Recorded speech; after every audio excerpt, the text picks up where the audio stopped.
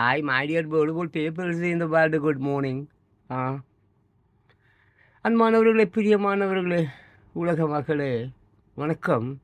பார்த்தீங்களா, அங்கே தமிழ்நாடு கவர்மெண்ட்டில் வந்து பார்த்தீங்கன்னாக்க, அ ஆனான பெண் அமெரிக்காவில் மக்களாட்சி ஜனநாயகம். இங்கே ஜனநாயகன்னு ஒரு பேரை வச்சுக்கிட்டு கருத்து பேசக்கூடாதுன்னு சொல்லிட்டாங்கங்க.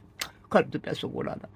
அற்புதமான உண்மை பேசுபவர்கள், பத்திரிகையாளர்கள், அப்புறம் சில ரிப்போர்ட்டர்ஸ் எல்லாம் பிடிச்சி உள்ள வச்சுட்டாங்க. கருத்து பேசக்கூடாதாங்க.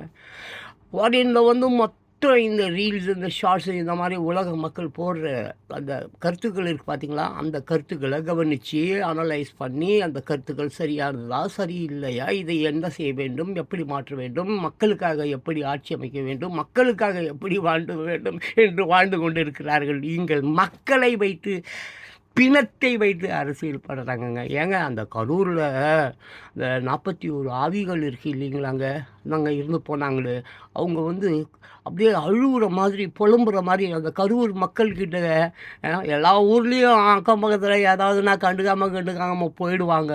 ஆனால் சொந்த ஊர் மக்களே 41 உயிர்கள் அப்பாவிதனமாக சாக்கடையில் எங்கே பார்த்தாலும் இன்றைக்கி குளம் குட்டை கிட்ட ஆறு கீரெல்லாம் ரத்தமாக ஓடுது. அதே மாதிரி கரூரியிலையும் ஒரு காவா, அந்த இடம் ஒரு காவா தானே, அதை காவாயை சிவப்பு நிறமாக ஆக்கிட்டாங்களே.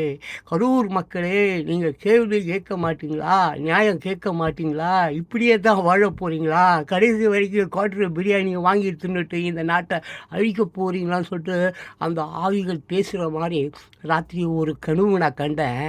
ஆமாம், கவர்மெண்ட்டு கருத்து தான் சொல்லக்கூடாது, கனவு கூடவா காணக்கூடாது.